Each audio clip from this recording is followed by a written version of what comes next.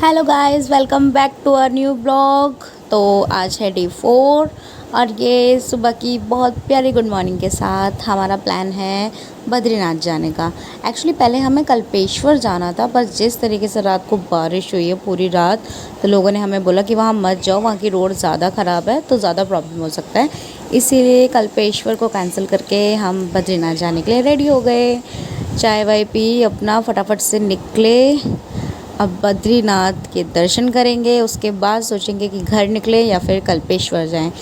यहाँ से जब हम निकले तब हमें रियलाइज़ हुआ कि बहुत अच्छा था कि हम रात को वहीं रुक गए, क्योंकि जिस तरीके से बारिश हुई है ना, हम ऐसी जगह गंदी जगह फंस सकते थे ना।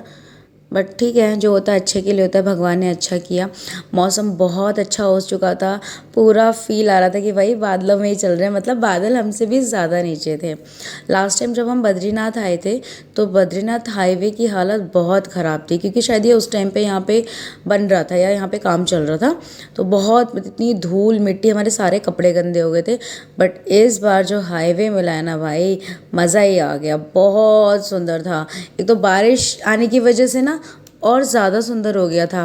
बादल आपके पास हैं, इतनी हरियाली आपके पास है, पहाड़ों के बीच में आप जा रहे हैं, मौसम एकदम ठंडा है, जैकेट है और बाइक है। और भगवान बद्री विशाल जी का ये जो मंदिर है, ये 4 धामों में से सबसे पहला धाम है। तो मैं खुद को बहुत लकी मानती हूँ कि इस उम्र में मैं पहला धाम कर रही हूँ। मतलब आप इमेजिन करो, लोग तरसते हैं आने के लिए, किसी किसी की तो पूरी ज़िंदगी निकल जाती है, वो नहीं पहुँच पाता है। बट अगर हम इस उम्र में जा रहे हैं और भगवान हमें इस उम्र में बुला रहे हैं, तो मैं अपने आप को बहुत बहुत बहुत ज़्यादा लकी मानती हूँ। इस जगह पे इलेक्ट्रिसिटी जनरेट होती है, तो यहाँ पे पानी का बहाव बहुत तेज़ था। इसके बाद हम पहुँचे हैं हनुमान जी का मंदिर। ये रास्ते में ही पड़ता है, तो आप जब भी बद्रीनाथ जाएँ तो यहाँ पे मत्था टेक कर तभी आगे बढ़ें। और बद्रीनाथ जाने से पहले आप याद रखें कि आपको रजिस्ट्रेशन कराना है 4 धाम यात्रा के पोर्टल पे। बिना रजिस्ट्रेशन के प्लीज़ ना जाएँ, नहीं तो वहाँ पर आपको बहुत लंबी लाइन में लगना पड़ सकता है। हमें सामने से बद्री विशाल जी का मंदिर दिख रहा था।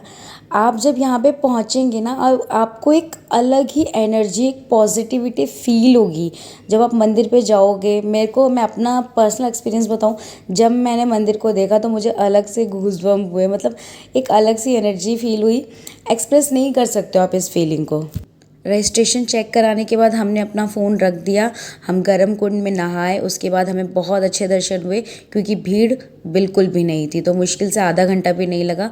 बहुत बहुत बहुत अच्छे दर्शन हुए। इसके बाद हम वापस चलने लगे, क्योंकि हमें माणा गाँव जाना था, वहाँ जाना भी ज़रूरी था, क्योंकि लास्ट टाइम मैं वहाँ गई नहीं थी। तो अब हम चल दिए माणा गाँव की तरफ। माणा गाँव, जिसे लास्ट ईयर तक भारत का आखिरी गांव बोला जाता था, पर अब ये भारत का प्रथम गांव माणा गांव बन चुका है। हम यहाँ पहुँचे थे, हमें लगा था हमें बहुत खाली मिलेगा ये, बट वही आपको यूट्यूब पे और इंस्टाग्राम पे जो चीज़ खाली दिखती है, वो वहाँ पहुँचने के बाद वैसी बिल्कुल भी नहीं होती है। माणा गांव हम पहुँच तो गए, बट वहाँ पे जो भीड़ मिली है हमें, मतलब देख रहे हो अब क्या हाल हो रखा है, इतनी भीड़ थी। पर ठीक है, जाना ज़रूरी था। तो यहाँ से शुरू होता है सरस्वती नदी का उद्गम स्थल। इतने तेज़ बहाव में सरस्वती नदी यहाँ से बह रही थी ना, इतनी तेज़ स्पीड में, इतना तेज़ साउंड आ रहा था, और नीचे जाके कहाँ लुप्त हुई कुछ नहीं पता, किसी को कुछ नहीं पता।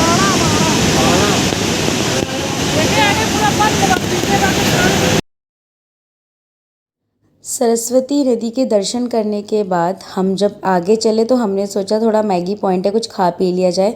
तो इस जगह से व्यू बहुत अच्छा दिख रहा था, इसलिए हम यहाँ पे थोड़ा सा रुके। हमने चाय पी, मैगी खाई। इसके बाद हम थोड़ा सा डिस्कशन किया कि कहाँ जाएं।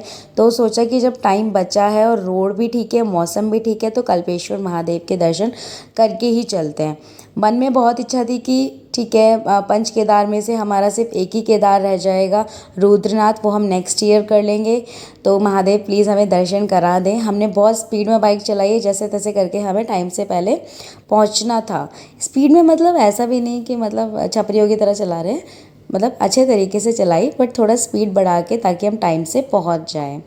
रास्ता बहुत सुंदर था, तो बहुत मज़ा आ रहा था रास्ते में हम लोगों को। मैंने पहली बार किसी नदी को उसके मतलब स्टार्टिंग पॉइंट से उद्गम स्थल से देखा है।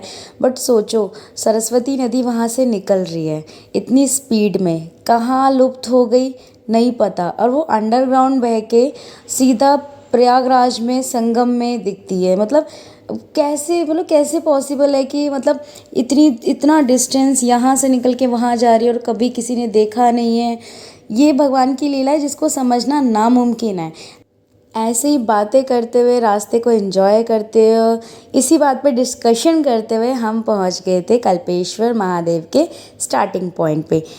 एक रोड है जो मेन रोड से थोड़ा सा अंदर कटता है, वहाँ से कल्पेश्वर महादेव के लिए जाते हैं। ये रोड हमने बाहर से सुना था कि ये रोड बहुत ख़राब है, हम नहीं जा पाएंगे, बट ठीक है, हमने सोचा चलो चलते हैं। ये जो कीचड़ आप देख रहे हो ना, इसको देखने के बाद हमने सोचा कि चलो हम वापस चलते हैं, नहीं जा पाएंगे आगे तक, रास्ता बहुत ख़राब है। पर आप सोचो, हमने ना अपनी गाड़ी भी मोड़ ली, तभी सामने से एक आंटी आई, उन्होंने हमें बोला कि बेटा रोड बिल्कुल ख़राब नहीं है, आप जा सकते हो। इसको इसको यही बोलते हैं कि महादेव जिसको बुलाते हैं ना, वो कैसे भी पहुंचता है। सोचो, हम रिटर्न हो गए थे, वापस मेन रोड जा रहे थे और एकदम से वो आंटी आई, कहती नहीं बेटा आप चले जाओ, आपके पास बाइक है, बहुत आराम से ऊपर पहुंच जाओगे। यही चमत्कार होता है कि आप सोचो, आपके मन में बिल्कुल नहीं था, बाहर से हाथ जोड़ रहे थे कि भगवान हमें माफ़ कर देना, हम नहीं आ पाएंगे, बट महादेव जी ने बोला नहीं, इतने दूर आए हो तो मेरे से मिल के ही जाओ। रास्ता लिटरली बहुत ख़राब था, बट जैसे तैसे हमारे पास बुलेट थी तो हम पहुंच गए थे। और यहाँ पे आपको पूरे रास्ते में ना कोई दुकान मिलने वाली है, बाई चांस कोई इंसान मिल जाए तो मिल जाए, यहाँ पे हेल्प के लिए कुछ भी नहीं है। रोड बहुत ख़राब है, बीच में आपको कोई भी गांव नहीं मिलेगा, लास्ट में कल्पेश्वर महादेव के पास ही आपको गांव मिलेगा। आपको पूरा रास्ता ऐसे ही क्रॉस करना है। तो मैं आपको पर्सनली एडवाइस करूँगी, आप रात में बिल्कुल भी ना जाएं यहाँ पे, और कोशिश करें कि अगर आप 2-4 लोग हो तभी जाएं, अकेले यहाँ पे जाना सेफ़ नहीं है। मतलब वैसे आपको किसी जानवर वगैरह का डर नहीं है, जिस तरीके से रोड ख़राब है, भगवान ना करे अगर कोई मिस हैपनिंग हो गई तो आपको हेल्प के लिए वहाँ पे कोई नहीं मिलेगा, ये सीन है। तो प्लीज़ अगर आप जा रहे हैं तो अपने साथ किसी 1 या 2 गाड़ी को लेकर ही यहाँ जाएं।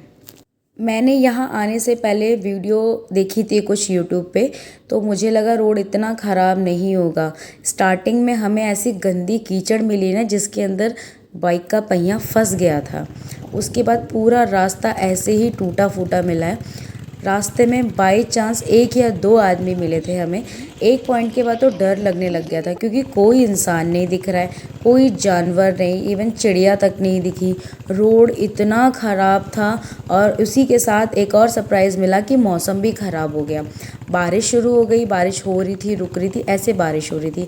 अगर इस टाइम पे यहाँ पे कोई रोड टूट जाती है तो हमारा तो वापस जाना मुश्किल हो जाएगा। कि जिस तरीके से रोड की हालत थी, मतलब कुछ नहीं बोल सकते इसके लिए आप। हम सीधे सीधे चलते जा रहे थे इस होप में कि अब मंदिर आएगा, अब मंदिर आएगा।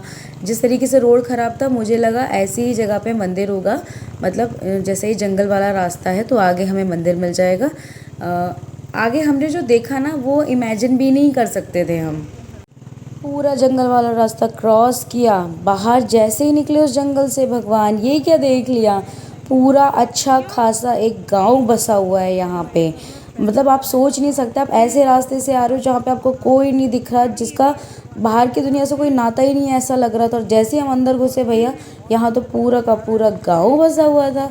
देख के इतनी तसल्ली हुई, इतना सुकून मिला ना मन को कि आप सोचो, आप ऐसी जगह पे फंस गए और आपको फिर इंसान दिख रहे हैं, आपको बहुत अच्छा लगता है। और यहाँ से कल्पेश्वर महादेव ज़्यादा दूर नहीं थे, तो हम जल्दी से उनके पास पहुँचे। बाइक को साइड में लगा के हम चले गए। इतनी खुशी हो रही थी यार, इतने बेकार रास्ते से आए थे ना, थकावट अलग और डर भी लग रहा था। उसके बाद जब हमें दर्शन हुए वगैरह, मैं तो नाच पड़ी थी यार। मतलब मेरे को बहुत खुशी थी। पिछले 3 दिनों में मैंने दर्शन जो किए हैं ना, मैं इमेजिन भी नहीं कर सकती थी। पहले मैं मद्महेश्वर गई, फिर मैं तुंगनाथ गई, उसके बाद मुझे बद्री विशाल के दर्शन हुए, और उसके बाद फिर कल्पेश्वर। मतलब आप ये सोचो, मेरे को ऐसा लगा मेरी लाइफ में मेरे को जो चाहिए था मुझे सब मिल चुका है। इतने अच्छे दर्शन, मैं नहीं एक्सप्रेस कर सकती अपनी फीलिंग यहाँ पे। मैं कल्पेश्वर महादेव के यहाँ गई। आप सोचो, हमेशा शिवलिंग को बाहर से दिखाते हैं, पर यहाँ पे हमने सामने पूजा की। इतना अच्छा लग रहा था ना यार, बहुत अच्छा लग रहा था मुझे तो। ये देखो जहाँ जाती है अपने साथ है ना, डॉगी को भी लेके जाती है।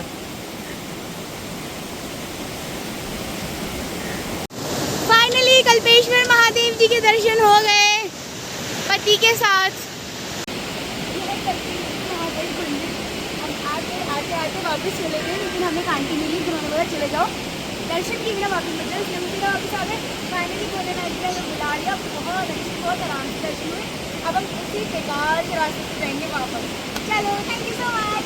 शौचालय के लिए लिखा है और इस शौचालय की हालत देखो। Oh my God. इसके बाद हम इसी रास्ते से वापस गए, उधर खावर रास्ते से, और फिर मेन रोड पे जाके हमने एक होटल लिया और वहाँ पे रुके और रेस्ट किया।